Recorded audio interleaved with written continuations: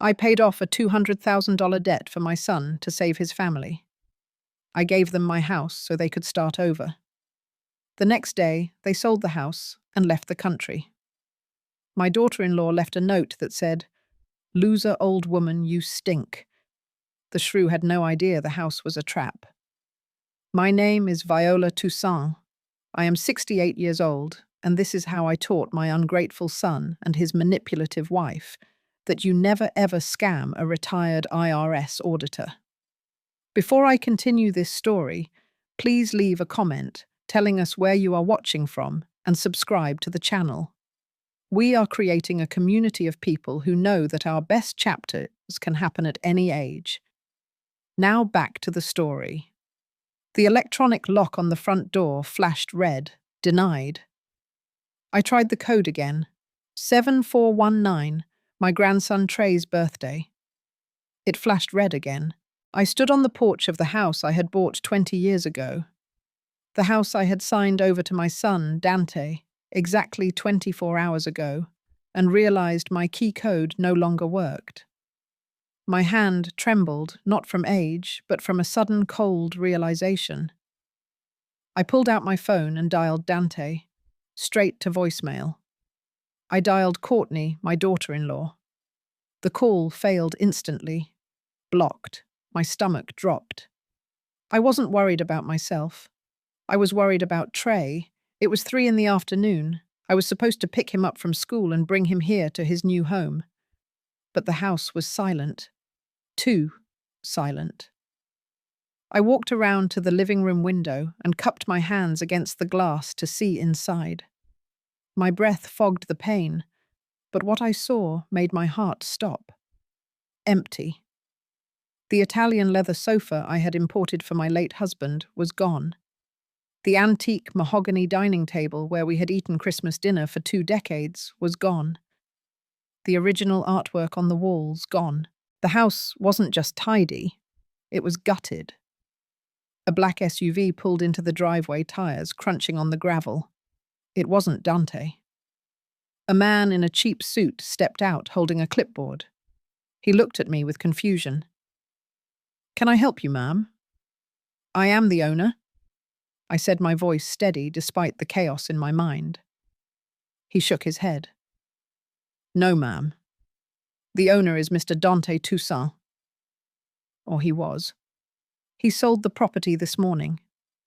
"Sold it?" The words tasted like ash.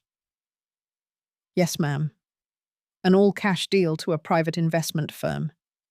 We closed at 9 a.m. sharp." He handed over the keys and the title. "The new owners are sending a crew to renovate tomorrow. You need to leave. They didn't just take the house, they liquidated it. They sold my legacy for quick cash in less than a day. They never intended to live here. They never intended to let me stay in the guest suite as we agreed. It was a liquidation sale." I walked toward the garage.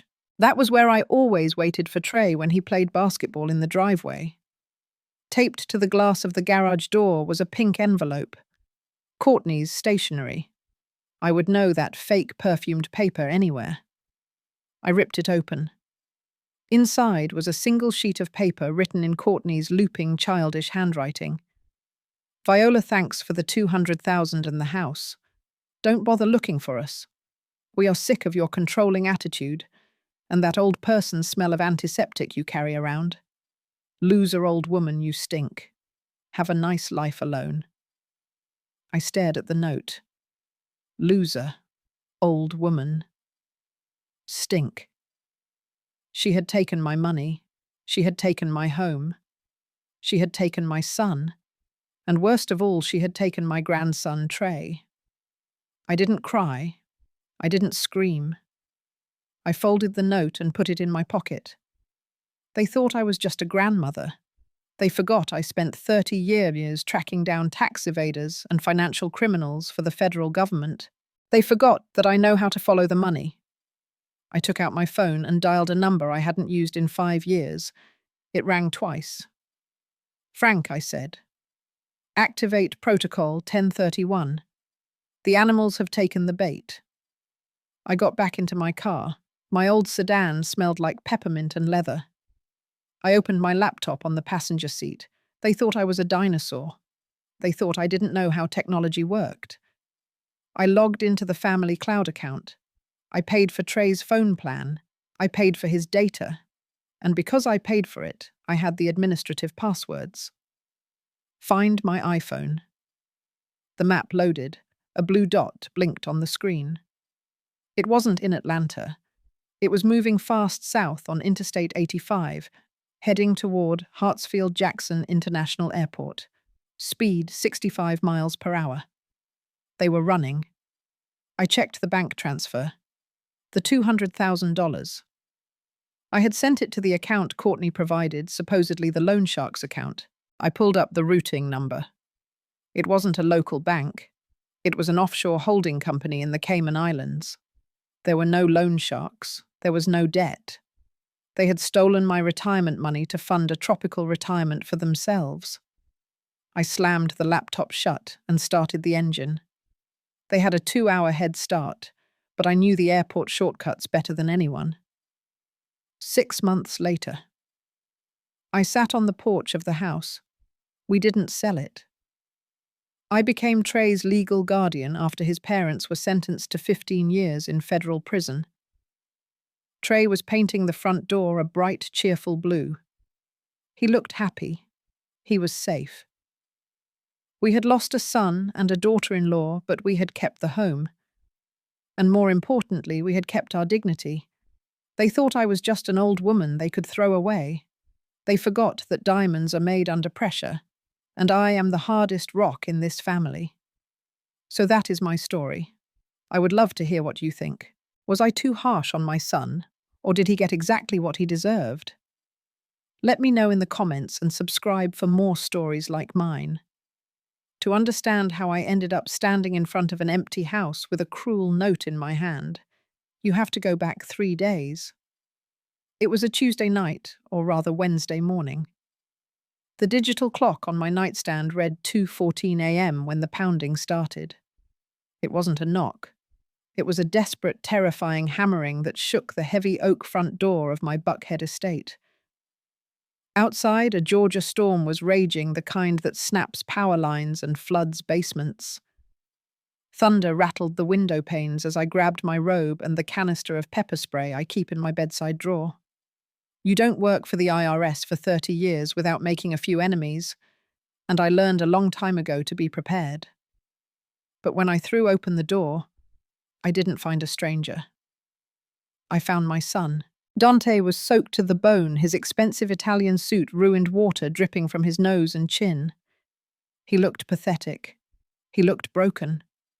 Behind him stood Courtney, her mascara running down her face in black streaks, shivering violently. And behind her, trying to make himself as small as possible in the shadow of the porch column, was Trey. My 14-year-old grandson was wearing pajamas and a raincoat that was too small for him. He was trembling, his eyes wide and rimmed with red as if he had been crying for hours. Mom Dante choked out. He didn't even say hello. He just collapsed. My 35-year-old son fell to his knees right there on my foyer rug, grabbing the hem of my robe with wet, shaking hands. Mum, you have to help us. Please. They are going to kill us. They are going to kill Trey. I pulled them inside and locked the door against the storm. The silence in the hallway was heavy, broken only by their ragged breathing and the water pooling on my hardwood floors. Who is going to kill you? I asked, my voice sharp. I needed facts, not hysterics. Loan sharks. Courtney wailed. She stepped forward, pushing her wet hair out of her face. Her voice was high and shrill. It is not Dante's fault, Viola. He was trying to build a future for us. He invested in crypto. It was a sure thing. Everyone said it was a sure thing. Dante kept his head bowed, staring at the floor. It crashed, Mum. It all crashed. I leveraged everything. I borrowed money from the wrong people. Bad people. How much, I asked. $200,000, Dante whispered. I felt the blood drain from my face. 200,000. That was my entire retirement cushion. That was the money I had set aside for medical emergencies, for travel, for Trey's future. They called us tonight. Courtney sobbed, grabbing Dante's shoulder. They said we have 48 hours. They said if we don't have the cash, they aren't going to hurt Dante. They said they would take Trey. They said they would cut his Achilles tendons so he could never run again. I looked at Trey. He flinched when his mother said his name. He was hugging himself, staring at his sneakers, looking like a ghost. I saw the terror in him. It was raw and real. I looked at Dante. I saw a coward. I saw a man who had gambled away his family's safety and was now begging his mother to clean up the mess. But then I looked at Courtney. I have audited billionaires and con artists. I know what fear looks like, but I also know what calculation looks like. Beneath her tears, beneath the hyperventilating, her eyes were darting around my living room. She was looking at the crystal chandelier. She was appraising the artwork. But I couldn't take the risk. Not with Trey standing there. Fine, I said the word tasting like bile. I will pay it. I will go to the bank in the morning and wire the funds. Dante slumped forward, sobbing into the rug. Thank you, Mum. Thank you. I swear I will pay you back. I swear. I thought that was it. I thought the money was the end of the nightmare. I was wrong. It was just the opening bid. We went into the kitchen to dry off. I made tea. The clock ticked toward 3:30 a.m. The adrenaline was fading, replaced by a cold, hard dread. I can transfer the 200,000 tomorrow, I told them, setting a mug down in front of Dante. That clears the debt. You are safe. Courtney didn't touch her tea. She wrapped her arms around herself, looking even more fragile than before. It clears the debt, she said, her voice trembling. But we are still ruined, Viola. We have nothing. The bank took our accounts. Our credit is destroyed. Our landlord evicted us this morning. We have nowhere to go. Stay here, I said immediately. We have 4 bedrooms. Stay here until you get back on your feet. No, Courtney said sharply. Then she softened her tone, reaching out to touch Dante's hand. Dante can't stay here. His depression, you know how he gets. If he feels like he has failed, like he is living in his mother's guest room at 35, he won't survive it. He is already talking about ending it all. She let that hang in the air. A threat. A weaponized diagnosis. Dante didn't deny it. He just stared blankly at the table, playing the part of the broken man perfectly. So what do you want, I asked. We need a fresh start, Courtney said. We need a business loan to start over. But we can't get a loan with our credit. We need collateral. She looked up at me, and her eyes were dry now. Intense. We need the house, Viola. The room went silent. The refrigerator hummed. What I asked. Sign the deed over to Dante, she said. Just on paper. If the house is in his name, we can use it as collateral to get a small business loan. We will pay the mortgage. You won't have to move. You will still live here. We will all live here together. We will take care of you. It is just a formality to help us rebuild. I looked at her. I looked at my house. I had bought this place 20 years ago. I had paid it off with decades of 16-hour days auditing tax returns. It was my sanctuary. It was my safety net. That is risky. I said, my auditor's brain kicking in. If you default on the business loan, the bank takes my house. Courtney stood up. She walked over to Trey and put her hands on his shoulders. Her grip was tight. I saw her fingers digging into his jacket. Mum, please, she said to me, her voice cracking. Do you want your grandson living under a bridge? Do you want him in a shelter because that is where we are going if we don't fix this? We are drowning. You are the only one with a life raft. She pushed Trey slightly forward. Tell Grandma Trey. Tell her you don't want to be homeless. Trey looked up at me. His eyes were full of tears. He looked terrified, not just of the situation, but of her. "Please, Grandma," he whispered. "I want to stay here." I felt a trap closing around me. I knew the numbers didn't add up. I knew transferring a deed for zero consideration was a red flag. I knew Dante was incapable of managing a business loan. But I looked at my son, who was threatening to die. I looked at my grandson, who was being used as a pawn. I saw the greed in Courtney's eyes, hiding behind the panic. She knew exactly which buttons to push. She knew I would burn the world down to keep Trey warm. I took a breath. It was the hardest decision of my life. "Okay," I said. "I will do it." Courtney didn't smile. She just nodded like a predator that had secured its kill. "Good," she said. "We will make the appointment for the notary tomorrow morning. We need to move fast, before the loan sharks come back." I went to bed that night, but I didn't sleep. I lay there listening to the storm, feeling a knot in my stomach that wouldn't go away. I had agreed to give them everything. My savings, my home, my security. But as I lay there, the old auditor in me woke up. I started thinking about the timeline, the eviction, the loan sharks, the immediate demand for the deed. It was too clean, too scripted. I got out of bed and went to my desk. I drafted the transfer documents myself. If I was going to sign over my life, I was going to do it on my terms. I added a clause, a small, dense paragraph in the middle of the paperwork. Annex B. They wanted the house. Fine. But they were going to have to play by my rules, even if they didn't know it yet. The air conditioning in the notary's office hummed with a low, sterile drone that matched the temperature in the room. On one side of the mahogany conference table sat Dante and Courtney. On the other side sat me. Between us lay a cashier's check for $200,000 and a set of house keys. Courtney's eyes were fixed on that check. She looked like a starving wolf staring at a fresh kill. Her foot tapped a frantic, high-speed rhythm against the leg of her chair. She checked her watch for the third time in a minute. "Let's get this over with," she said, her voice tight. "Where do we sign?" I reached into my heavy leather tote bag. They were expecting a single sheet of paper, a simple quitclaim deed that would hand over my life's work in 5 seconds.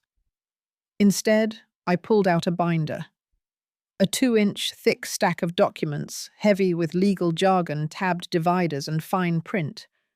I dropped it onto the table with a heavy thud that made Dante jump. Courtney's head snapped up. Her perfectly manicured nails stopped tapping.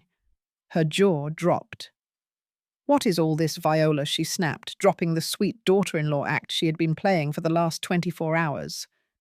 "We are just transferring a title, not buying a small country. Why do you always have to make everything so complicated?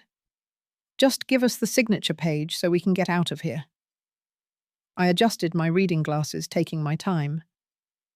I saw Dante look at his wife, then at me. His face pale. He knew that look. He had seen it when I was auditing tax evaders at the kitchen table when he was a boy. "You know I spent 30 years with the IRS. Courtney," I said, my voice calm and level, "the government does not like large asset transfers without proper documentation, especially when significant cash gifts are involved." I tapped the stack of papers. "This is just standard protocol.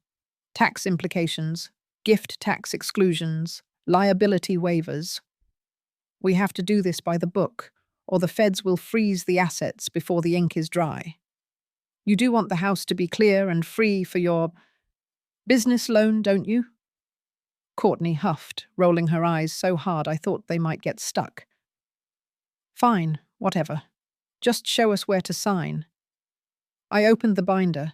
I flipped past page after page of standard boilerplate text. I didn't stop until I reached page 42. Annex B. It was a single page dense with text. The conditional living trust clause, the trap door. Right here, I said, pointing to the signature line at the bottom. And initial here. Courtney didn't even look at the header. She didn't ask why it was called Annex B. She didn't ask what the conditions were. She just grabbed the pen from the notary. Her eyes were glued to the house keys sitting next to my elbow. She scrawled her signature aggressively, the pen tearing slightly into the paper. Then she shoved the binder toward Dante. "Sign it, Dante," she hissed. Dante hesitated for a fraction of a second. He looked at the dense text. "Mom," he started. "Sign it, Dante." Courtney interrupted, her voice dropping to a growl. "We don't have time for this." Dante looked at me. I kept my face completely neutral. I didn't blink. I didn't offer reassurance. I just waited. He looked back at the paper, sighed, and signed his name. The notary stamped the page. The loud ka-chunk of the seal sounded like a gavel coming down. It was done. Courtney didn't wait for a copy. She snatched the keys off the table and grabbed the check. "Thank you, Viola," she said. Standing up so fast, her chair scraped loudly against the floor. "We have a lot of work to do. Don't wait up for us." She marched out of the room, the heels of her boots clicking like gunfire. Dante followed her like a shadow, not looking back. I sat there for a moment longer, watching the notary organize the papers. I watched her slide Annex B into the executed pile. They had the keys. They had the money. But they didn't read the fine print. They never do. And that signature was the beginning of the end for them. The interior of the airport taxi smelled of stale pine air freshener and old upholstery, a sharp contrast to the lavender and lemon scent of my grandmother's house, the home we had just abandoned. I sat pressed against the cold glass of the window, watching the Atlanta skyline blur into a streak of grey and steel as we sped down the highway toward the international terminal. My backpack was heavy on my lap, filled with the few things I had managed to grab before my mother dragged me out the door. But the weight in my chest was heavier. My mother, Courtney, was not looking out the window. She was not looking at me, and she certainly wasn't looking at my father. Her eyes were glued to the screen of her smartphone, her thumb refreshing the banking application over and over again with a manic intensity. The blue light from the screen illuminated her face, casting sharp shadows that made her smile look distorted, almost predatory. It cleared, she whispered the sound hissing through her teeth like steam escaping a valve. Then she screamed it, a sound of pure, unadulterated greed that made the taxi driver jump in his seat. It cleared. Dante, look at it. Look at those zeros. She shoved the phone into my father's face. He was sitting in the middle seat. His shoulders hunched, staring blankly at the back of the driver's headrest. He flinched as the screen was thrust into his vision. $1.2 million from the house sale. Courtney crowed, her voice high and tight with adrenaline. Plus the $200,000 the old hag wired yesterday. We are sitting on $1.4 million in cash, Dante. Do you understand what that means? We are rich. We are finally actually rich. My father didn't smile. He didn't celebrate. He just nodded slowly, a mechanical, jerky motion like a puppet whose strings were being pulled too tight. Yeah, Courtney. We are rich. I felt sick, physically ill. The numbers she was shouting weren't just numbers. They were Grandma Viola's life. The $200,000 was her retirement. The house was her legacy. The place where she had raised my dad. The place where she had let me paint my room blue. The place where she made me pancakes on Sunday mornings. They had sold it to a cash-for-homes investor at a discount just to move the money fast, to liquidate everything before she could figure out what happened. We are going to Panama. Courtney continued tapping furiously on her screen, moving funds, hiding the trail. We are going to buy a villa on the water. No more debt, no more credit scores, no more begging. We are going to live like kings. I couldn't take it anymore. The silence from my father was suffocating me. The glee coming from my mother was terrifying. "What about Grandma?" I asked. My voice sounded small, trembling in the quiet cabin of the taxi. Courtney stopped tapping. She didn't turn her head immediately. She let the question hang in the air for a long, agonizing second. Then slowly she swiveled her neck to look at me. The smile was gone. In its place was a look of cold, flat annoyance, like I was a stain on her new designer coat. "What about her, Courtney?" asked her tone dismissive. "Where is she going to live?" I pushed my voice, getting a little louder, fueled by the injustice of it all. "You sold her house. You took all her money. She thinks we are living there with her. She thinks she is helping us. She is going to go there and find it empty. She doesn't have anywhere to go." Courtney laughed. It wasn't a nice laugh. It was a bark of amusement that had no humor in it. "Oh, grow up, Trey. She has a pension. She has the government. She is a survivor, isn't she?" That is what she always says. I am Viola Toussaint. I survive everything. Well, let her survive this. She turned back to her phone, dismissing me, but I couldn't stop. I thought about Grandma standing on the porch in the rain, letting us in. I thought about her signing those papers because she thought my dad was going to kill himself. She saved us. I said, tears stinging my eyes. She gave us everything because she loves you, Dad. How can you just leave her like that? She is going to be on the street. Courtney spun around so fast, I didn't have time to flinch. Her hand lashed out hard and fast, catching me across the cheek with a stinging slap that echoed in the car. "Shut up!" she hissed, her face inches from mine, her eyes wide and wild. I am sick of hearing about Saint Viola. I am sick of her judgment. I am sick of her looking down her nose at me because I wasn't good enough for her precious son. She grabbed my chin, forcing me to look at her. "Do you think I wanted to spend one more second in that house? It smells like her. It smells like antiseptic and old people and judgment. I spent 10 years pretending to be the dutiful daughter-in-law to that woman, listening to her lecture me about finances, about raising you, about how to be a proper wife. I am done pretending." She released my face with a shove, wiping her hand on her pants as if touching me had dirtied her.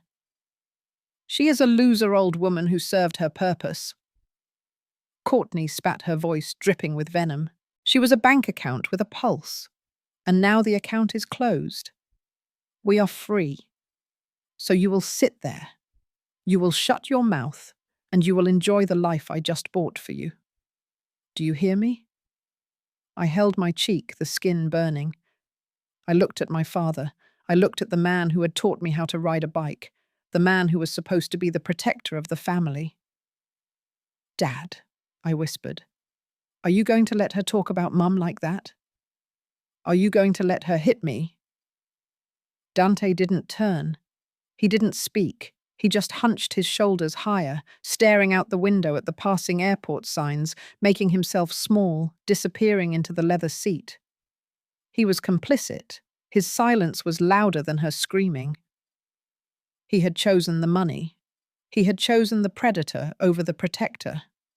And in that moment, sitting in the back of a speeding taxi with my cheek throbbing and my heart breaking, I realized I didn't have parents anymore. I was an orphan sitting between two monsters, and the only person who had ever truly fought for me was the woman we were leaving behind in the dust. I tapped the reply button. Now. The air inside the priority lounge was cool and smelled of expensive coffee, and filtered silence, a stark contrast to the chaotic terminal we had just left behind. Courtney and Dante had already settled into plush leather armchairs near the floor-to-ceiling windows, oblivious to the storm that was about to break. Courtney held a fresh glass of champagne. Her legs crossed, a look of supreme satisfaction painted on her face as she watched the ground crew load luggage onto the plane that was supposed to take them to a non-extradition paradise. I stood just outside the frosted glass doors flanked by Marcus and 4 federal agents who looked like they were carved out of granite. I watched them for a moment, savoring the image. It was the last moment of peace they would know for a very long time. Marcus nodded to the lounge manager, who looked terrified but complied. He picked up the microphone at the concierge desk. The chime of the public address system cut through the low hum of conversation. "Attention, please. Would passengers. Dante Toussaint and Courtney Toussaint, please remain where you are. Federal agents are entering the area. Please do not attempt to move." The glass dropped from Courtney's hand. It hit the carpet with a dull thud, splashing champagne over her pristine white boots. She stood up, her eyes darting around the room like a trapped animal. Dante just froze, shrinking into his chair as if he could make himself invisible. The agents moved in with practiced efficiency, sweeping through the lounge and surrounding the couple before they could take a single step. The other passengers gasped and pulled back, whispering behind their hands. "What is the meaning of this?" Courtney shrieked, her voice shrill and piercing. "Get away from me. We are American citizens. We haven't done anything wrong." One of the agents, a tall woman with a badge on her belt, stepped forward. "Courtney Toussaint. Dante Toussaint. We have a federal warrant for your detainment regarding wire fraud and real estate fraud." Fraud. Courtney laughed a high, hysterical sound. "You have made a mistake. We just sold a house. It is our money. It is perfectly legal." "Check the deed." The old hag signed it over. That was my cue. I walked through the doors, my heels clicking rhythmically on the polished floor. Marcus walked beside me, his presence a silent wall of authority. I stopped 10 feet from them. Dante saw me first. He looked like he was going to be sick. Then Courtney saw me, her face twisted into a mask of pure hatred. "You," she hissed. "You called them. You're just jealous because we won. Tell them, Viola. Tell them the money is legal. Tell them you signed the house over." I adjusted my glasses, looking down at her over the rim. I didn't raise my voice. I didn't need to. "Legal?" I asked, letting the word hang in the air. "Are you sure about that, daughter-in-law? Because from where I am standing, it looks like you just sold a property you didn't own." We were moved to a private holding room within the airport's security sector. The walls were grey, the table was metal, and the air was heavy with the scent of impending doom. Dante and Courtney sat on one side, handcuffed. I sat on the other. The federal agents stood by the door, silent witnesses to the audit of a lifetime. I reached into my bag and pulled out the heavy binder, the same binder I had brought to the notary's office yesterday, the one Courtney had been too impatient to read. I threw it onto the metal table. It landed with a sound like a gunshot. "Read it," I said. Courtney glared at me. "I am not reading your garbage." "You should," I replied. "Specifically, you should read Annex B, the page you signed without looking because you were too busy counting your money." I flipped the binder open to page 42. I spun it around so they could see the text. "You thought I signed a simple quitclaim deed," I said, my voice turning into the professional monotone I had used for 30 years to break down tax evaders. "You thought I just handed you $1 million asset for free." But I didn't. I pointed to the header of the document. I transferred the property into a conditional living trust. "Do you know what a conditional trust is?" "Dante." Dante shook his head, sweat beading on his forehead. "No, Mum." "It means the ownership was never fully yours," I explained. "You were granted the title of beneficiary in usage. That means you could live in the house, you could paint the walls, you could mow the lawn." but the ownership was tied to strict conditions. I ran my finger down to the clause I had drafted at 3 in the morning while the storm raged outside. Condition 1. The property cannot be used as collateral for any loan exceeding 10% of its value. Condition 2. The beneficiary must maintain primary residence in the home for a minimum of 10 years. And Condition 3. The most important one. I looked Courtney dead in the eye. If the beneficiary attempts to sell the property or attempts to leave the country permanently, while the grantor, that is me, is still alive, the trust is immediately dissolved. Courtney's face went the color of ash. Dissolved, she whispered. Dissolved, I confirmed. And the ownership rights automatically and instantly revert to the secondary beneficiary listed in the trust. Who? Dante croaked. Who is the secondary beneficiary? I sat back in my chair and folded my hands. Trey, I said. The silence in the room was absolute.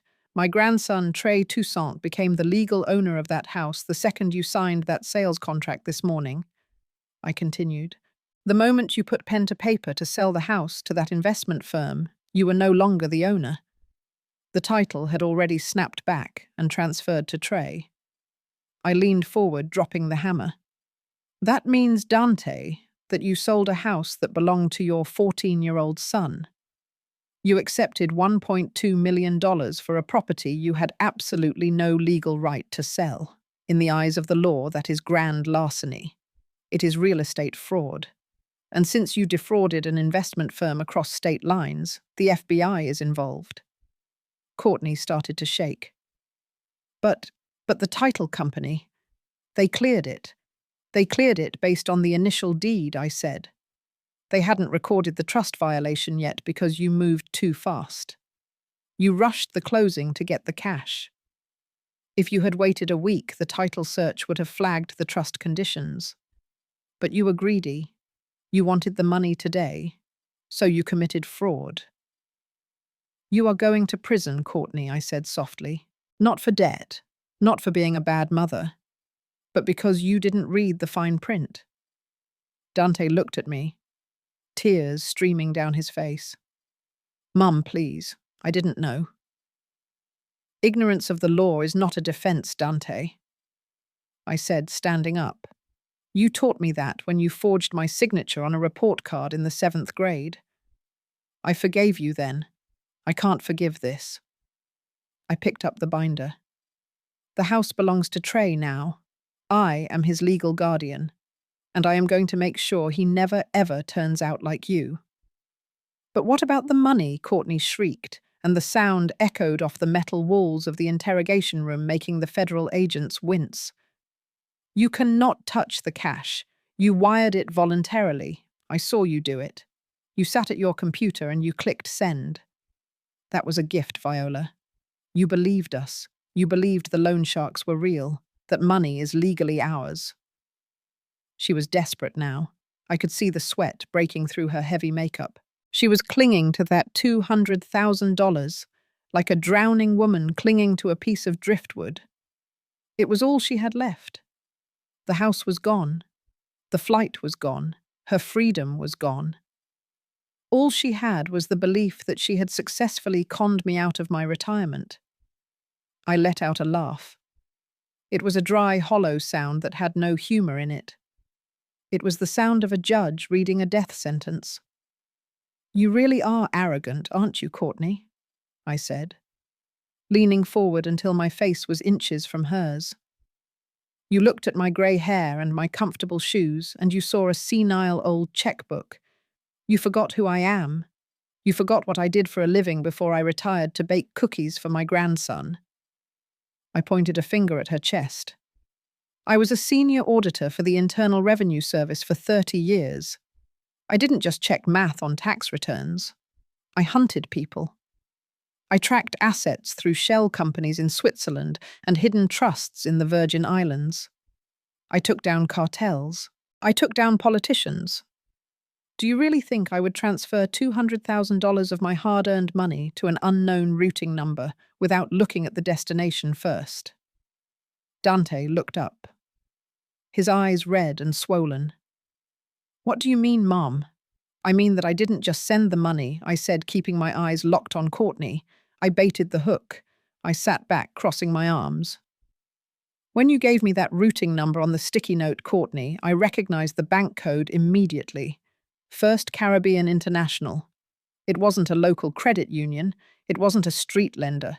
It was an offshore holding bank in the Cayman Islands. Loan sharks in Atlanta do not take wire transfers to the Caymans, Dante. They take cash in duffel bags. Courtney stopped breathing. Her mouth hung open slightly. So I sent the money. I continued, my voice dropping to a cold, professional monotone. But the second I hit the enter key, I picked up the phone. I still have friends at the Financial Crimes Enforcement Network. I filed a suspicious activity report immediately. I flagged my own transaction as a probable money laundering event linked to extortion. I smiled at the memory of the phone call. I told them I was being coerced. I told them to track the end beneficiary. And do you know what they found? I looked at the federal agent standing by the door. He nodded and placed a file on the table. I opened it. There were no loan sharks. I said, tapping the document. The account doesn't belong to a criminal organization. It belongs to a limited liability corporation called CTD Holdings. It was incorporated 3 months ago, and the sole signatory on the account is you, Courtney.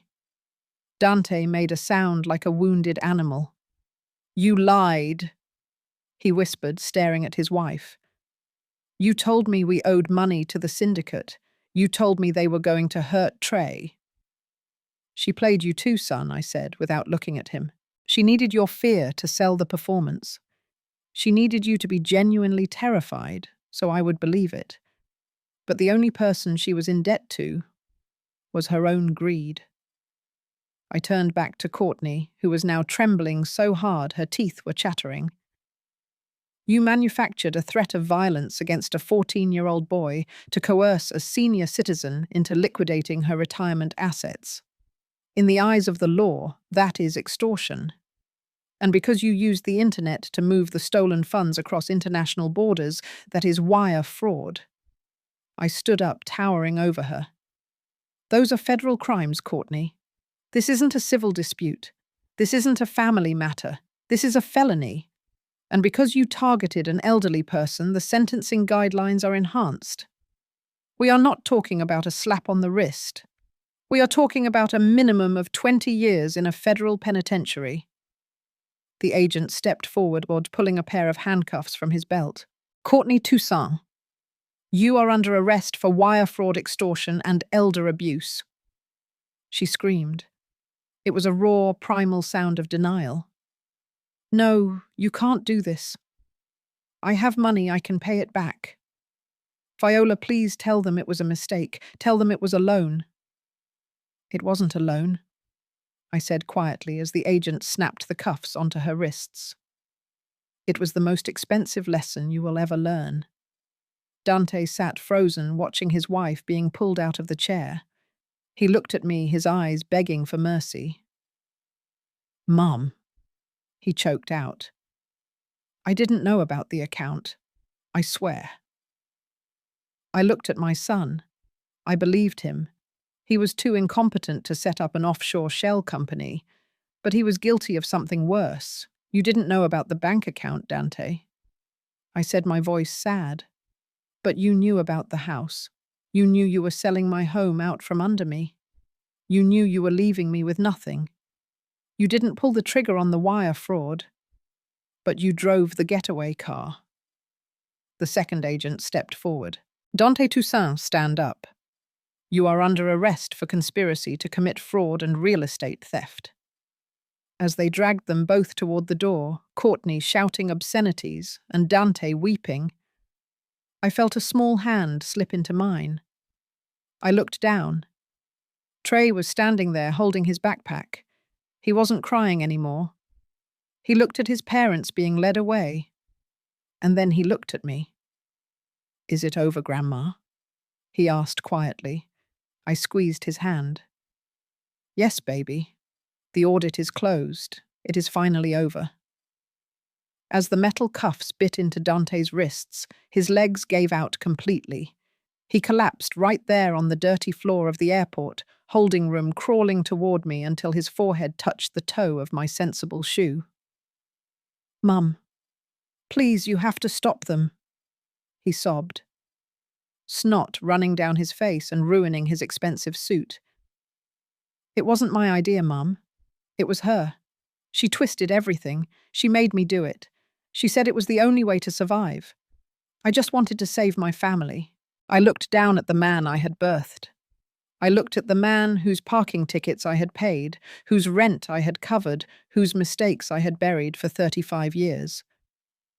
I saw him clearly for the first time, not as my baby, but as a weak, hollow shell of a man who would sell his own mother for a pat on the head from a predator.